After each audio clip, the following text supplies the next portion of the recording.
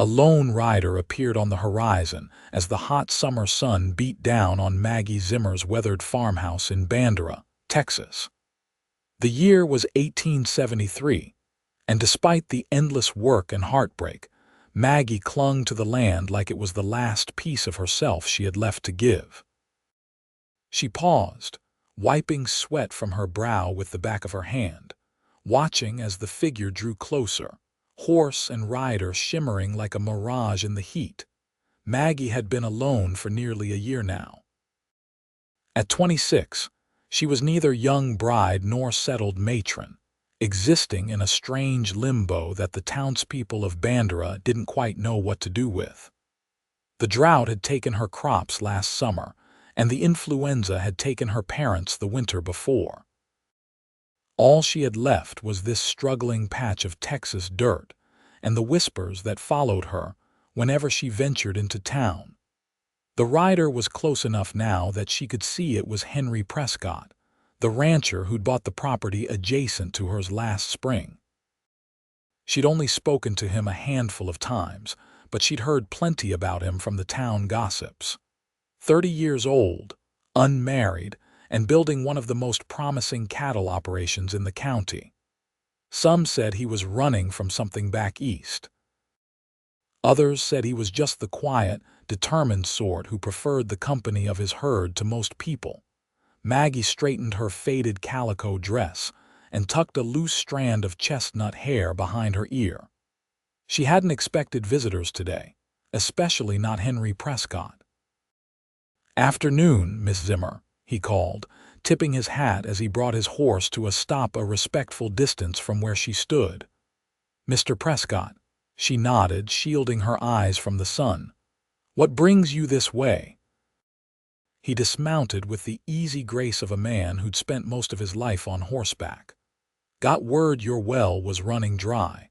Thought I might lend a hand before the situation gets dire." Maggie stiffened, pride prickling. "Who told you that?" "Martha at the general store mentioned you'd been hauling extra water barrels." His blue eyes held no pity, just a practical concern that somehow made it easier for Maggie to bear. "I've got experience digging wells. Figured I could take a look." "I can't pay you," she said bluntly. He shrugged. "Wasn't asking for payment. Just being neighborly." Maggie hesitated. Her well was indeed running dangerously low, and she'd been losing sleep over how she'd manage if it dried up completely. But accepting help felt like admitting defeat, and defeat was something she couldn't afford. "Why don't you let me take a look?" Henry persisted gently. "If it's something simple, might save you a world of trouble down the line." The logic of his argument won out over her pride. "Fine," she conceded. "It's around back." As they walked, Henry took note of her struggling vegetable garden and the patched roof of the barn. His gaze wasn't judgmental, merely observant. "How long have you been running this place alone?" he asked. "Since my father passed last December." Maggie led him to the stone well that had served the farm for 2 generations. Ma went first, then Pa couldn't seem to find a reason to fight the fever. Henry nodded, understanding grief without needing to speak of it. He removed his hat and leaned over the well, studying its depth. "Water's low, but I don't think the source is dried up." He straightened. "Might be a blockage, or the underground stream could be shifting. Either way, I can help." Maggie wanted to refuse, to insist she could manage on her own as she had been for months, but practicality won out. "What would you need?" "A day or 2 of digging, some timber for support. I've got the tools." He replaced his hat. "I could start tomorrow if that suits you." She nodded, surprising herself with her acceptance. "I can provide meals at least." A small smile crossed his tanned face. "That would be fine payment, Miss Zimmer." True to his word, Henry arrived at dawn the next day, his wagon loaded with tools and timber. Maggie had risen even earlier, preparing a hearty breakfast despite her dwindling supplies. It felt strange to set 2 places at the table she'd grown accustomed to the silence of dining alone. "Hope you like eggs," she said as he knocked on the door, his tall frame filling the doorway. "Never met an egg I didn't like," he replied with a slight smile, removing his hat as he stepped inside. They ate in companionable silence, the morning light gradually filling the small kitchen. Maggie found herself studying him when he wasn't looking the way his hands dwarfed the coffee cup, the light scar along his jawline, the creases at the corners of his eyes from squinting into the Texas sun. "Been on your own long?" she asked finally, breaking the quiet. He nodded, wiping his mouth with a napkin. "Since I was 20. Parents died in a fire back in Pennsylvania. Came west afterward, worked as a ranch hand until I saved enough for my own place." His story was delivered matter-of-factly, without self-pity. "I'm sorry about your parents," she offered. "As I am about yours." He met her eyes. "Loss shapes us, but it doesn't have to define us." The simplicity of his philosophy struck her. For months, she'd felt like nothing but a collection of losses: orphaned daughter, failing farmer, unmarried woman past her prime. Yet here was this man suggesting there could be more to her story. Henry worked tirelessly throughout the day, digging beside the existing well to locate the underground stream. Maggie brought him water and helped where she could, though he insisted on handling the heaviest work himself. By late afternoon, sweat had soaked through his shirt and dirt streaked his face, but his eyes lit up with triumph. "Found it," he announced, pointing to a trickle of water emerging from the rocky soil. "The stream shifted about 4 feet east of your well. We can redirect it or dig a new shaft." "Which would be better?" Maggie asked, handing him a ladle of fresh water. "New shaft would last longer." He drank deeply. "Take another day or two, but worth it in the long run." She nodded, making calculations in her head about how to stretch her food stores to feed them both. "Then that's what we'll do." Henry stayed until dusk, setting the foundation for the new well before cleaning up and heading back to his ranch with a promise to return the next morning. Maggie watched him ride away, an unfamiliar feeling settling in her chest. It had been so long since anyone had offered help without expecting something in return. True to his word, Henry returned at dawn for the next 3 days. Together, they built a new well that tapped directly into the underground stream. On the afternoon of the 3rd day, when clear, cool water finally flowed from the new shaft, Maggie felt tears spring to her eyes. "Water's the lifeblood of any farm," Henry said quietly, standing beside her as they watched the bucket come up full. "Without it, nothing grows." Maggie nodded, unable to speak past the lump in her throat. This well meant survival, the difference between keeping her land and having to sell it for whatever pittance she could get. "Thank you," she managed finally. "I don't know how I'll ever repay you." Henry shook his head. "No repayment necessary." He hesitated, then added, "Though I wouldn't say no to your company for dinner sometime. Gets mighty quiet eating alone night after night." The invitation caught her by surprise. It wasn't proper for an unmarried woman to dine alone with a bachelor, but out here, 10 miles from town, propriety seemed less important than human connection. "I'd like that," she said simply. And so began a tentative friendship. Once a week, either Maggie would prepare dinner at her farm, or Henry would smoke a rabbit or wild turkey at his ranch. They talked about crops and cattle, weather and water. Gradually, they began to share more books they'd read, places they'd seen, dreams they still harbored despite the hardships life had dealt them. As summer faded into fall, Maggie found herself looking forward to these evenings, planning what she would tell Henry, wondering what stories he might share.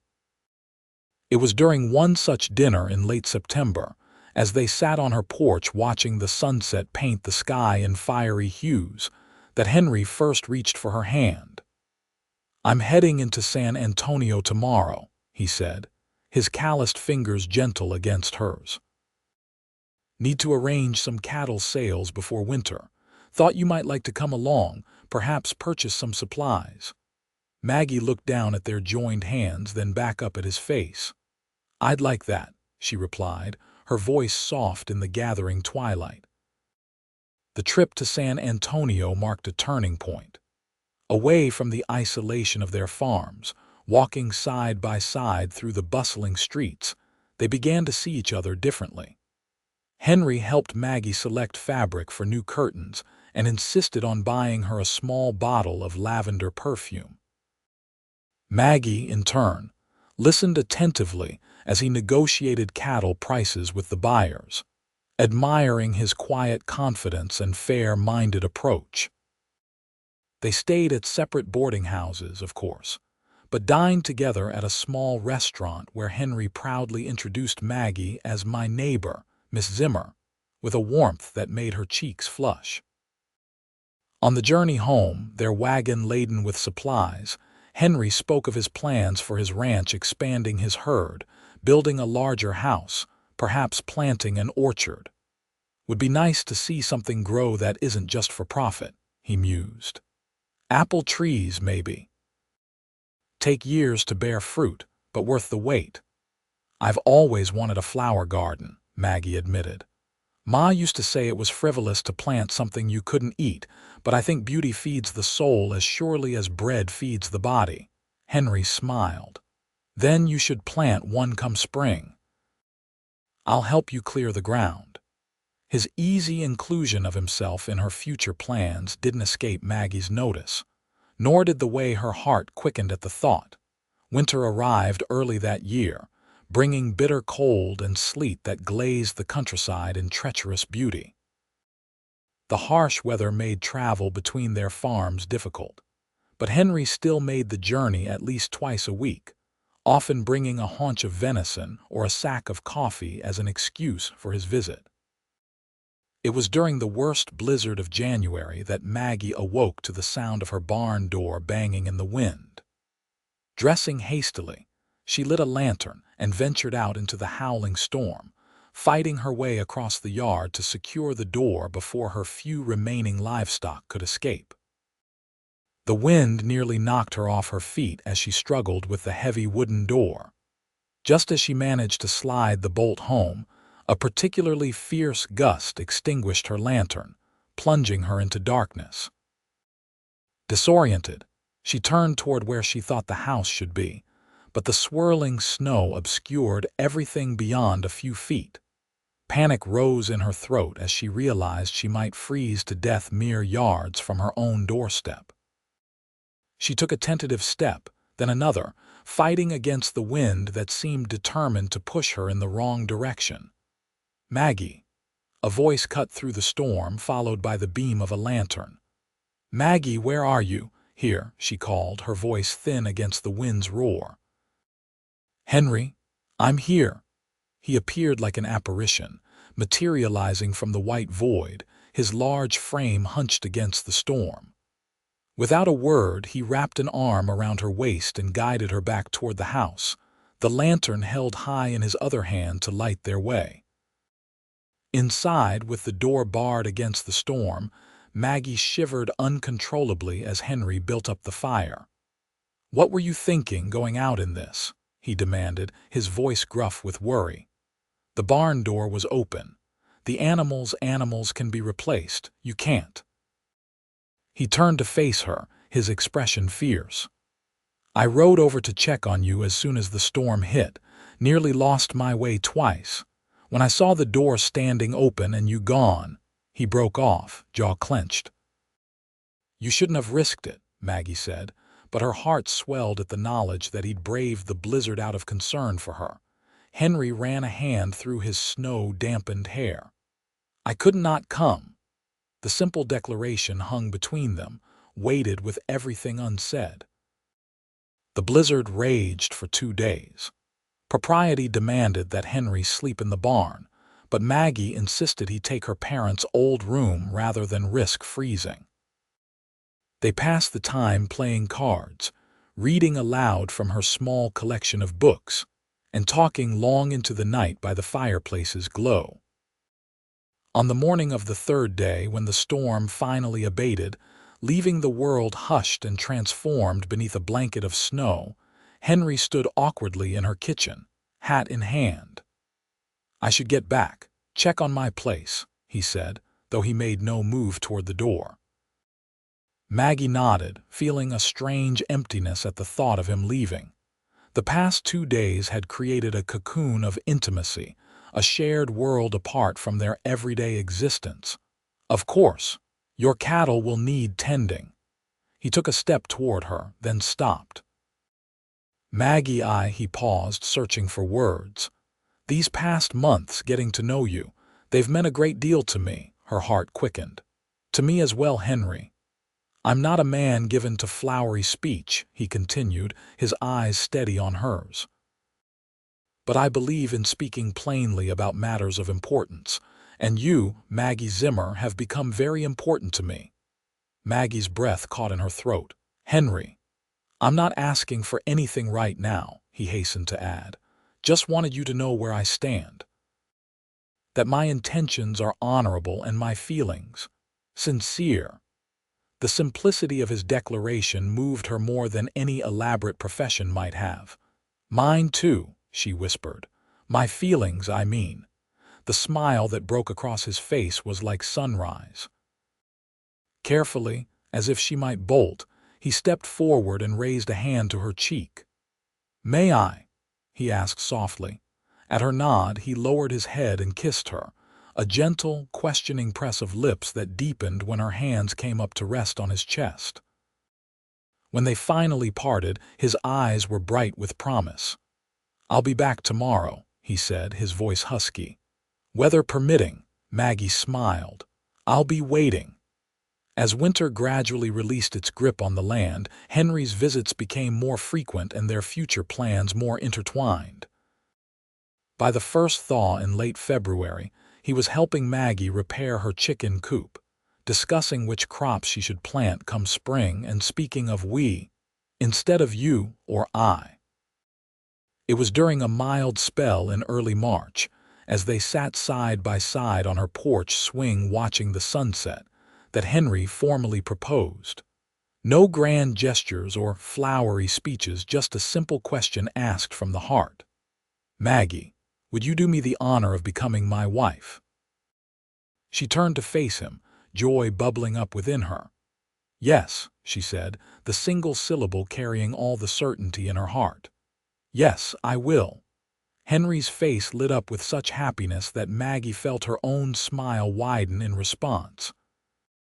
He pulled a small leather pouch from his pocket and tipped a ring into his palm. "Was my mother's," he explained, slipping the simple gold band onto her finger. "Been carrying it around for weeks, waiting for the right moment." Maggie admired the way the last rays of sunlight caught the ring. "It's perfect," she said, meaning far more than just the ring. They were married in April, a small ceremony in Bandera's little white church. Martha from the general store had helped Maggie remake one of her mother's old dresses, and Henry had splurged on a new suit. The whole town turned out, partly from genuine goodwill, and partly from curiosity about the quiet rancher and the stubborn farmer who had defied expectations by finding love in their shared solitude. They decided to make their home at Henry's ranch, which had the better house and more promising land, but kept Maggie's farm as well. "Never hurts to have options," Henry reasoned, "and it's your family's legacy. We'll work both properties, make them thrive together." The first year of marriage passed in a whirlwind of hard work and profound joy. They expanded Henry's cattle operation, planted wheat and corn on Maggie's land, and began construction on a larger house that would eventually replace the bachelor's cabin Henry had built when he first arrived. Each night, they fell into bed exhausted but happy, their bodies finding comfort and pleasure in each other's arms. And each morning, they rose together to face whatever challenges the day might bring, stronger for their partnership. It was after they'd been married nearly 15 months that Maggie first began to worry. Her monthly courses had always been regular as clockwork, but now several months had passed without any sign of them. At first, she'd been cautiously hopeful, waiting for other signs of pregnancy to appear. But as time passed with no swelling of her belly, no quickening of life within, hope gave way to concern. "Maybe we should see Doc Miller," Henry suggested one evening as they sat by the fire, having noticed her increasing preoccupation. Maggie hesitated. "What if there's something wrong with me?" The fear that had been growing in her heart finally found voice. "What if I can't give you children?" Henry set aside his pipe and moved to kneel before her chair, taking her hands in his. "Then we'll have each other, which is already more than I ever expected to find in this life." His unwavering support gave Maggie the courage to visit the doctor in town. After a thorough examination, Doc Miller's verdict was inconclusive but not encouraging. "Some women just have a harder time conceiving," he explained gently. "Could be from a childhood illness, could be something you were born with. Hard to say for certain." "But it's possible I could still have a child," Maggie pressed, clinging to hope. The doctor sighed. "Possible, yes, but I wouldn't count on it, Mrs. Prescott. I'm sorry." Maggie rode home in a daze, grief and shame warring within her. She found Henry in the barn, mending tack, his sleeves rolled up to reveal forearms bronzed by the sun. The sight of him so vital, so clearly meant to be a father, nearly broke her. "Henry," she began, her voice cracking. He looked up, took one look at her face, and was on his feet immediately. "What did the doctor say?" The tears she'd been holding back finally spilled over. "He said I probably can't have children, that something's wrong with me." Henry pulled her into his arms, his embrace solid and warm. "There's nothing wrong with you," he said fiercely. "Nothing at all. But I wanted to give you a son, a daughter, a family." Maggie buried her face against his chest. "What kind of wife am I if I can't even do that?" Henry drew back slightly, tipping her chin up to meet his gaze. "You're the kind of wife who works from sunrise to sunset without complaint, who reads to me by firelight when my eyes are too tired, who makes this house a home and this land worth fighting for." His thumbs gently wiped away her tears. "You're everything I need, Maggie, everything." His words soothed the worst of her pain, but the disappointment lingered. Over the next few months, Maggie threw herself into her work, as if by proving her worth in other ways, she could compensate for this fundamental failure. She rarely spoke of children, though the ache of longing intensified whenever she saw Martha's new baby at the general store or the growing brood of youngsters at church each Sunday. It was at the annual Bandera Harvest Festival in October that the whispers reached her ears. She'd stepped away from Henry, who was discussing cattle prices with some other ranchers, to admire a display of preserves when she overheard two women talking behind a nearby stall. "Third year married and still no baby. Something must be wrong with her. Henry Prescott deserves better. All that land and prosperity, and no heir to leave it to. My niece would have given him a house full of children by now if he'd chosen her instead of that Zimmer girl." Maggie froze, the women's words cutting deeper than any knife. She'd suspected such gossip existed, but hearing it spoken so bluntly made the shame she'd been fighting rush back tenfold. "Ladies," came Henry's voice, startling all of them. He'd approached silently, his expression thunderous as he placed a protective arm around Maggie's shoulders. "I couldn't help overhearing your concern for my family situation." The women had the grace to look embarrassed, though neither offered an apology. "Since you're so interested," Henry continued, his tone deceptively mild, "I'll tell you exactly what I told my wife when we learned children might not be in our future." He looked down at Maggie, his eyes softening with such love that her breath caught. "They laughed when she couldn't conceive. The cowboy said then, we'll build something else. The simplicity and certainty of his statement silenced the gossips. Without waiting for their response, Henry guided Maggie away, his hand warm and steady against the small of her back. "Did you really say that?" she asked when they were out of earshot. "About building something else," he nodded, stopping beneath the shade of an oak tree to face her properly. "Maybe not in those exact words, but that's what I meant. Maggie, a family isn't just children born of your body. It's what we create together in all the ways that matter. But what will we leave behind? Who will continue what we've built?" Henry considered her question seriously. "There are children who need homes, orphans like we both were. Maybe that's how we build our family." He brushed a strand of hair from her face. "Or maybe we build something that serves the community, helps other families thrive. A legacy doesn't have to be blood to matter." His perspective slowly began to shift Maggie's thinking. Over the winter, as they sat by the fire in their newly completed house, they talked about possibilities, ways they might channel their thwarted parental love into something meaningful. "The school in town is overcrowded," Maggie noted one evening. "Children from the outlying farms can barely fit, and some of the ranch hands' kids don't attend at all because it's too far." Henry nodded thoughtfully. "We've got that cleared section near the creek, halfway between our place and town. Could build something there, a proper schoolhouse." The idea took root and grew. By spring, they had drawn up plans for not just a school, but a community center of sorts, a place where families could gather for celebrations, where children could learn, and where newcomers to the area could find welcome and support. "We'll need to convince the town council," Maggie said as they reviewed their sketches, "and raise funds beyond what we can contribute ourselves." Henry grinned. "Then it's a good thing you're so persuasive, Mrs. Prescott." The Bandera Town Council was initially skeptical, but Maggie presented their case with such passion and practical detail that even the most conservative members were swayed. By midsummer, construction had begun on what would eventually be called the Prescott Community Hall and School. Henry oversaw the building work while Maggie coordinated donations of books, desks, and supplies.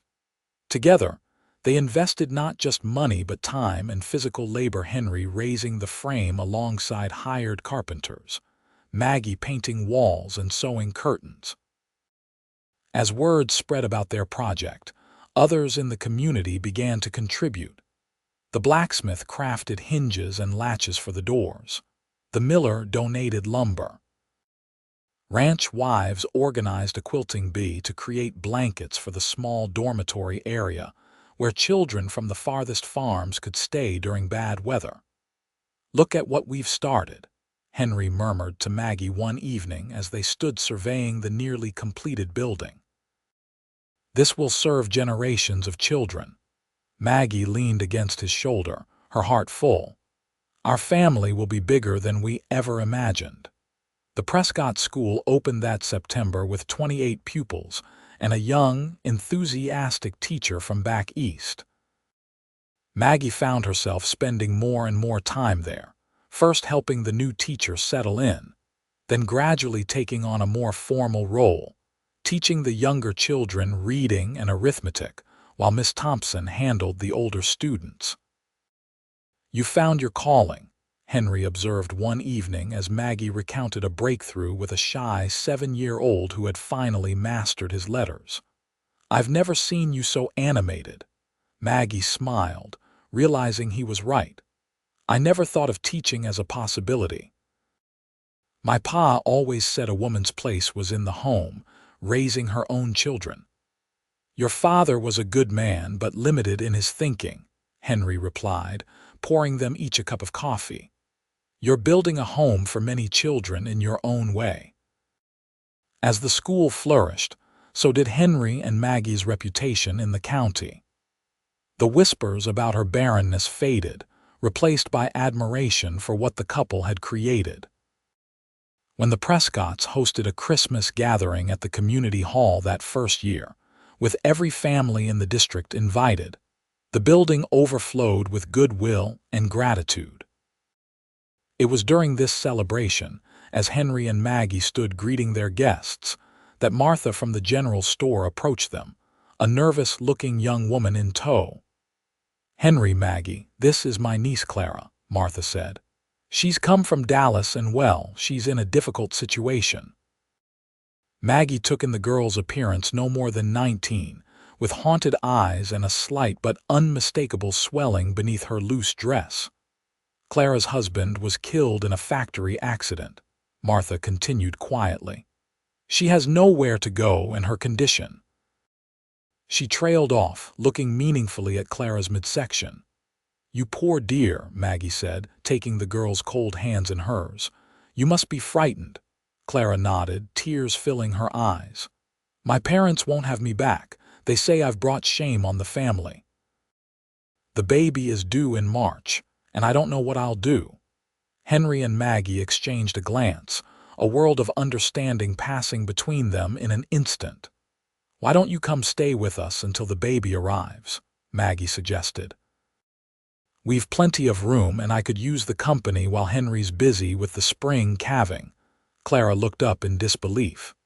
"You'd do that for a stranger?" "We were all strangers once," Henry said gently, "until someone offered a helping hand." That night, as they prepared for bed in their cozy bedroom, Maggie broached the subject they'd both been thinking about. "Clara will need help with the baby afterward. She's young, alone." Henry sat on the edge of the bed, removing his boots. "What are you suggesting, Maggie?" "Maybe we could offer her a permanent place here. There's the old foreman's cabin we've been fixing up. She could have her independence, but still be close enough for support." Maggie hesitated, then added, "And we'd get to be part of the baby's life. Not as parents exactly, but as family," Henry finished for her, understanding in his eyes. "I think that's a fine idea." Clara moved into their home the following week, her meager possessions fitting into a single trunk. Initially shy and wary, she gradually blossomed under Maggie's gentle care and Henry's respectful kindness. By February, she was helping with household tasks, accompanying Maggie to the school several days a week, and speaking with growing confidence about her future. "I'd like to learn bookkeeping," she confided to Maggie one evening as they sat by the fire, mending clothes. "Before I married, I worked in a millinery shop and had a knack for figures. Maybe I could be useful at your school or one of the businesses in town." "That's a wonderful ambition," Maggie encouraged. "Henry could teach you. He keeps the most meticulous ledgers for the ranch." The baby, a healthy, red-faced boy, arrived on a blustery March night. Maggie served as midwife, with Henry pacing anxiously outside the door and the doctor arriving just in time to declare mother and child perfectly sound.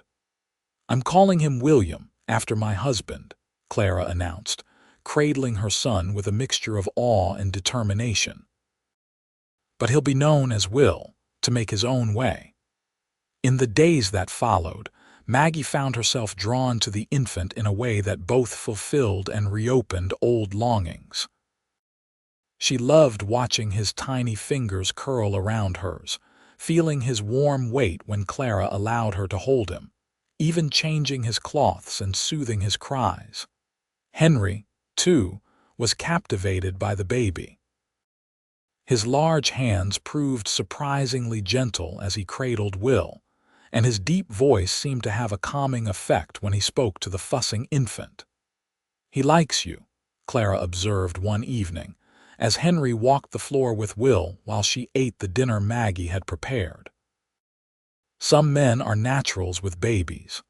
A shadow crossed Henry's face, brief, but noticeable to Maggie, who knew him so well. Later, when they were alone in their bedroom, she found him standing at the window, gazing out at the star-filled Texas sky. "What are you thinking?" she asked, coming to stand beside him. "That I would have liked to have a son," he admitted quietly, "or a daughter, a child of our own."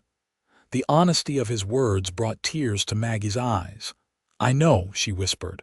"Me too." He turned to her then, gathering her into his arms. "But I meant what I said before, Maggie. What we're building here, the school, this home, the way we're helping Clara and Will, it matters. It's a different kind of family, but no less real." As spring bloomed across the land, Clara and Will settled into the renovated foreman's cabin.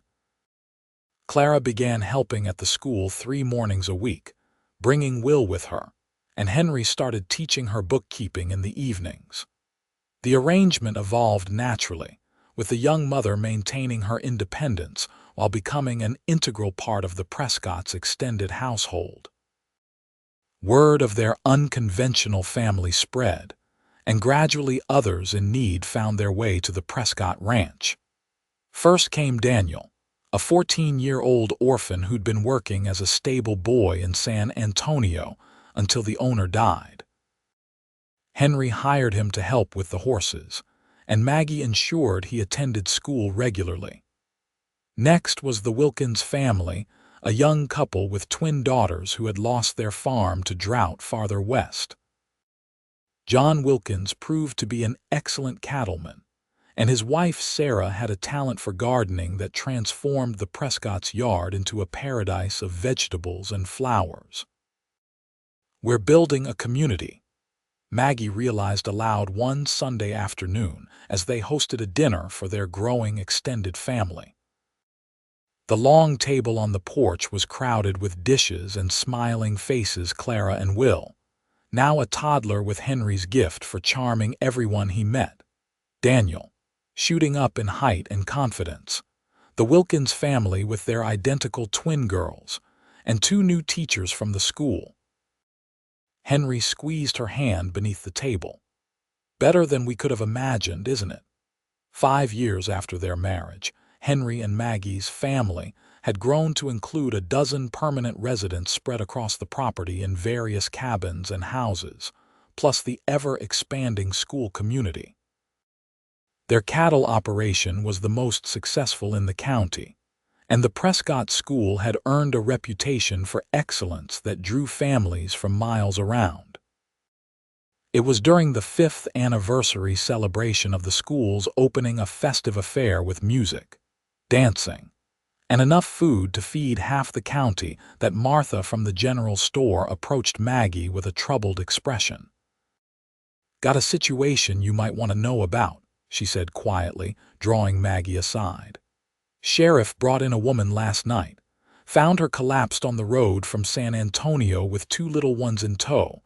Says her name is Rebecca and she's running from an abusive husband." Maggie's heart clenched. "How old are the children?" "Girl's about 4, boy's just a babe in arms. Neither looking too well fed if you ask me. Sheriff's wife is keeping them at their place for now, but they can't take them long term. I thought maybe." "Where can I find them?" Maggie asked without hesitation. The sheriff's wife, Emma, was at her wit's end when Maggie arrived. The baby wouldn't stop crying, and the little girl had refused to speak or eat since their arrival. "Poor things are terrified," Emma explained, bouncing the wailing infant. "And their mama's not much better. Doctor's with her now, she's got broken ribs and a fever." The young woman in the bed looked barely old enough to have 2 children. Her face was gaunt, one eye swollen shut, her breathing shallow and labored. "Rebecca," Maggie said softly, taking a seat beside the bed. "I'm Maggie Prescott. My husband and I run a ranch and school outside of town. We'd like to help you and your children if you'll let us." Fear flickered across the woman's face. "He'll find us," she whispered. "Micah always finds us." "Not this time," Maggie promised. "Our place is 10 miles out with plenty of eyes watching the approach. Sheriff Wilson is a friend, and my husband employs several men who'd stand against anyone meaning you harm." Rebecca studied Maggie's face, searching for deceit or hidden motives. Finding none, she asked, "Why would you help us?" "You don't even know us." "Because someone helped me when I needed it," Maggie replied simply, "and now I can do the same for you." By nightfall, Rebecca and her children were settled in the Prescott's guest room, the baby finally sleeping after a warm bath and proper feeding. The little girl Hannah curled protectively beside her mother.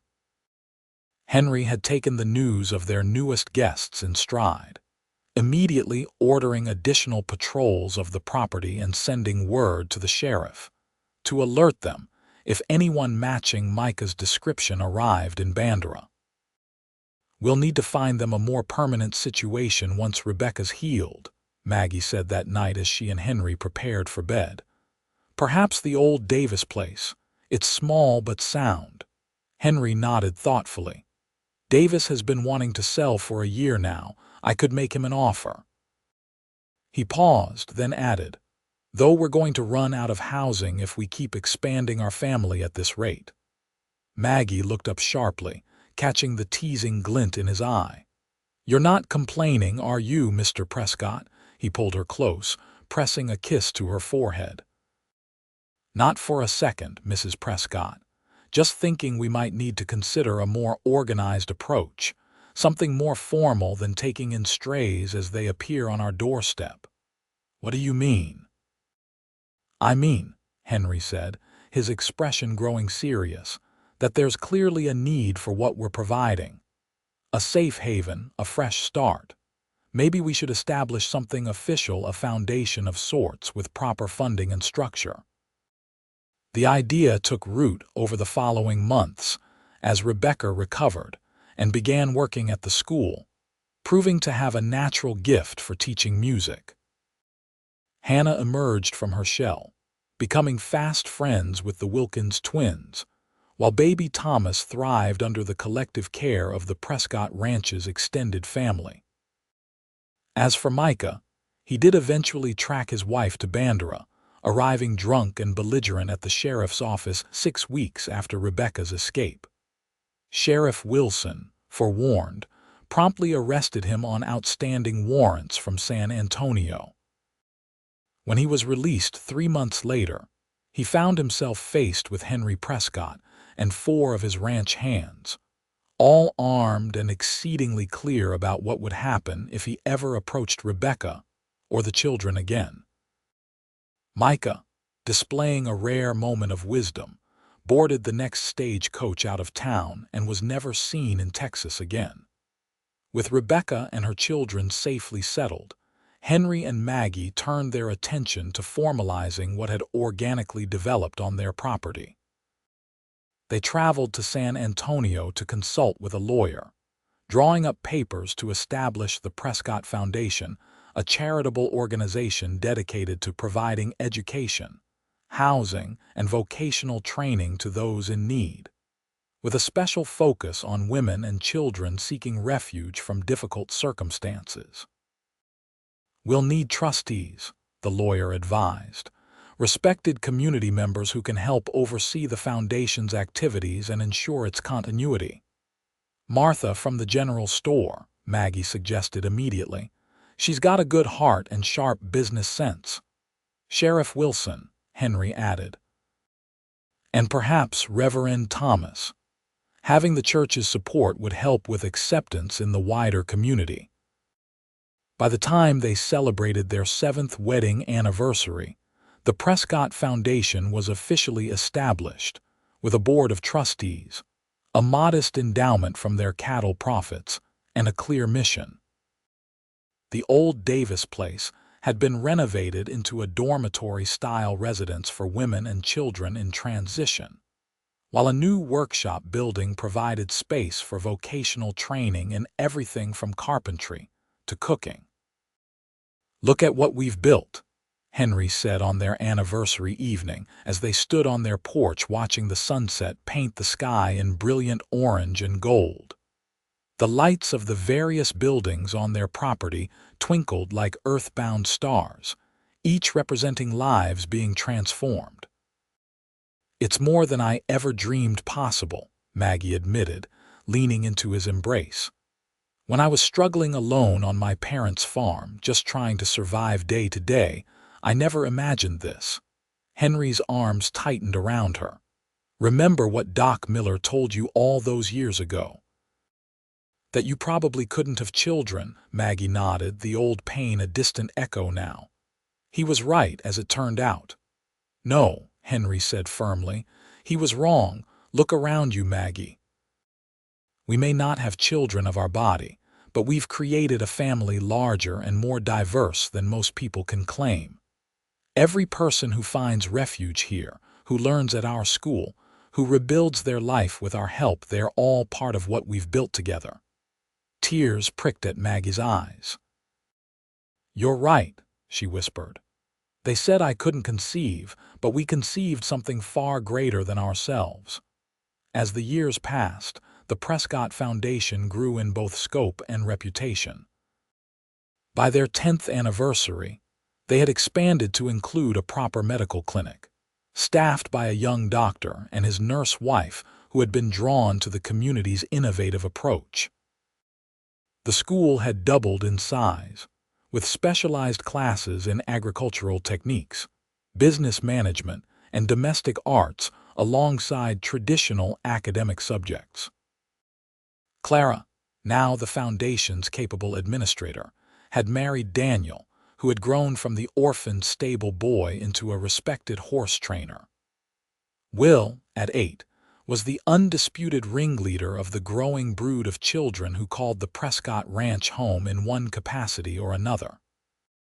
Rebecca had eventually married a kind widower who owned the hardware store in Bandera. Hannah was a star pupil at the school, while Thomas, now 6, shadowed Henry whenever possible, soaking up knowledge about cattle and ranching with single-minded determination.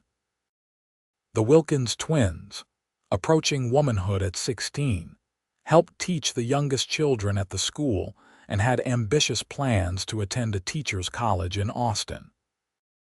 Their parents had long since become indispensable members of the Prescott team, John managing much of the cattle operation while Sarah coordinated the extensive gardens that helped feed the community. As for Henry and Maggie, they remained the heart of the enterprise, their partnership deepening with each challenge faced and overcome together. Though Maggie's hair had begun to show threads of silver and Henry's face bore the lines of years spent squinting into the Texas sun, they moved through their days with the energy of people half their age, driven by purpose and profound satisfaction in what they had created. It was on a crisp autumn evening in their 12th year of marriage that Maggie found Henry in his study, poring over a letter with an intensity that caught her attention. "What is it?" she asked, setting down the cup of coffee she'd brought him. Henry looked up, a complex emotion in his eyes. "It's from a lawyer in Philadelphia. My cousin Edward has died." "I'm sorry," Maggie said, though she knew Henry had never been close to his eastern relatives, having lost touch after his parents' death and his move west. "There's more." Henry handed her the letter. "Apparently, Edward and his wife both died in a carriage accident. They've left behind a daughter, Alice, age 6. The lawyer says there are no other family members able or willing to take her." Maggie's heart quickened as she read the formal language of the letter. "They're asking if we would take her as her closest living relatives," Henry nodded, his expression a mixture of concern and something Maggie recognized as carefully restrained hope. "It would be different from our other arrangements. She would legally be ours, our daughter in name and fact." "Our child," Maggie whispered, the words sending a tremor through her body. "If you think it's too much or too complicated with everything else we're managing," Henry began. Maggie placed her fingers against his lips, stopping his words. "Henry Prescott, are you really asking if I want to welcome a child who needs us into our home and hearts, after everything we've built together?" A slow smile spread across his face. "When you put it that way." He pulled her onto his lap, his arms strong and secure around her. "I just wanted to be sure.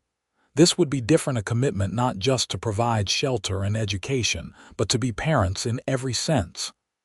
"I think we've had plenty of practice," Maggie said, resting her head against his shoulder, "and plenty of help available if we need it." They sent their reply the next day, expressing their willingness to welcome Alice and requesting arrangements for her journey to Texas. The wheels of legality turned slowly, but by Christmas, they received word that Alice would arrive in early February, accompanied by a family friend who had agreed to make the journey west. As the day of Alice's arrival approached, the entire Prescott community mobilized in preparation.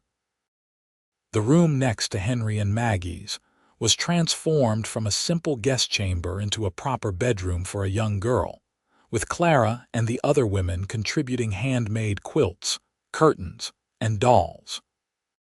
The children were beside themselves with excitement at the prospect of a new playmate, while the adults tactfully gave Henry and Maggie space to process their impending transition to parenthood. The stagecoach from San Antonio was due at noon, but Henry and Maggie arrived in Bandera a full 2 hours early, too anxious to remain at home. They paced the small depot, checked and rechecked the room they'd reserved at the hotel for Alice's traveling companion, and repeatedly confirmed with the station master that the stage was indeed on schedule. "You'd think we were awaiting a presidential visit," Henry said wryly, acknowledging their overwrought state. "Perhaps we should sit down before we wear a path in the floorboards." Maggie managed a smile, though her stomach was in knots. What if she doesn't like us? What if she's terrified of leaving everything she knows to come live with strangers in the wilderness? "Then we'll give her time," Henry said simply. "We'll show her patience and love, and eventually she'll understand that she's safe with us." The sound of the stagecoach's arrival sent them both rushing to the platform. As the dust settled, passengers began to disembark: a traveling salesman, a young couple, an older gentleman, and finally, a dignified woman in a black traveling suit, holding the hand of a small figure in a blue coat. "Mr. and Mrs. Prescott," the woman called, looking around uncertainly. "Here," Henry replied, stepping forward with Maggie at his side. "I'm Henry Prescott, and this is my wife, Maggie." The woman nodded, relief evident in her tired face. "I'm Mrs. Eleanor Hargrove, a neighbor of the late Mr. and Mrs. Edward Prescott." She gently urged the child forward. "And this is Alice." Alice Prescott was small for her age, with solemn gray eyes, Henry's family eyes, and dark blonde hair neatly braided beneath a matching blue bonnet. She regarded Henry and Maggie with wary curiosity, her small hand clutching a worn cloth doll. Maggie knelt to bring herself to the child's level. "Hello, Alice. We're very glad you've come to stay with us." Alice studied her for a long moment before asking, in a clear, precise voice that spoke of her Eastern upbringing, "Are you my aunt now?" "If you'd like me to be," Maggie answered honestly. "Or you can call me Maggie until you decide what feels right." Alice considered this, then turned her gaze to Henry. "And are you my uncle?" Henry knelt beside Maggie, his big frame somehow making itself less intimidating. "I'm your father's cousin, which makes us family, but like Maggie said, you can call me Henry until you're comfortable with anything else." Alice nodded, apparently satisfied with their answers for the moment. "I'm hungry," she announced, "and Millie needs a drink." She held up the doll. "She gets very thirsty when we travel." Henry and Maggie exchanged a glance, both fighting unexpected tears at this matter-of-fact declaration of ordinary childhood needs. "Then we should definitely get something to eat," Maggie said, rising and offering her hand. After a moment's hesitation, Alice took it. The first few weeks with Alice were a delicate dance of adjustment for everyone. The child was well-behaved but reserved, observing the bustling activity of the Prescott ranch with quiet intensity. She followed Maggie like a shadow during the day, gradually helping with small tasks in the kitchen or garden, and slept with her bedroom door cracked open so she could see the light from the hallway. Henry approached her with patient gentleness, never pushing for affection but always available, reading to her in the evenings and answering her increasingly frequent questions about the ranch, the animals, and the foundation's work. "Why do all these people live here?" Alice asked one morning as she helped Maggie gather eggs, watching a group of women heading toward the workshop building. Maggie considered how to explain in terms a 6-year-old would understand. Some of them needed a safe place to live, or a job, or a chance to learn new skills. "Henry and I built this place to help people who are having difficult times." Alice processed this, carefully placing another egg in her basket. "Like me. Because my parents died and I needed somewhere to go." "A bit like that," Maggie agreed, touched by the child's perception. "But also because we wanted to create a family and a community where everyone helps each other." "Because you couldn't have babies of your own?" Alice asked with the directness of childhood. "Mrs. Hargrove told me that's why you were willing to take me." Maggie nearly dropped the egg she was holding. "Did she say that?" Alice nodded. "She said it was providential. That's a big word that means God planned it, that you couldn't have children and I needed parents." Swallowing the complicated emotions that rose at this revelation, Maggie knelt beside Alice. "It's true that Henry and I couldn't have babies born to us, but that doesn't mean we weren't already a family. Everyone here, Clara and Daniel and Will, Rebecca and her children, the Wilkins family, they're all part of what we've built together." She gently tucked a strand of hair behind Alice's ear. "And now you're part of it too if you want to be." Alice considered this seriously. "Can I still remember my first parents and keep Millie?" She clutched the doll that rarely left her side. "Of course," Maggie assured her. "Your memories and your treasures are yours to keep always. Being part of our family doesn't mean forgetting who you were before." Something in Alice's small shoulders relaxed at this assurance. "I think I'd like to be part of your family," she said solemnly. "You're very nice and you have horses. My first father, never let me ride a horse." Maggie had to blink back tears as she smiled. "Well, we'll have to see about teaching you to ride then. Henry is an excellent horseman." That evening, as Henry sat reading in his study, Alice appeared in the doorway, Millie tucked under one arm and a book in her hand. Without a word, she crossed to his chair and climbed onto his lap, opening the book and settling against his chest as if she'd done it 100 times before. "Would you read this, please?" she asked, offering him the well-worn copy of The Princess and the Goblin that had been among her belongings. Henry's eyes met Maggie's over Alice's head, a world of emotion in his gaze. "I'd be honored," he said, his voice slightly rough as he accepted the book. As spring bloomed into summer, Alice blossomed in the warmth of the Prescott household. She made friends with the other children, particularly Will, who at 9 appointed himself her protector and guide to all things Texan. She learned to ride a gentle mare named Daisy, started attending the school 3 mornings a week, and gradually began to call Henry and Maggie Papa and Mama, though she still spoke often of her first parents in Philadelphia. By the time they celebrated her 7th birthday in July, a festive affair with the entire Prescott community in attendance, Alice had fully integrated into their lives. She had Henry's thoughtful nature and Maggie's practical approach to problems, combined with a keen intelligence and curiosity that were entirely her own.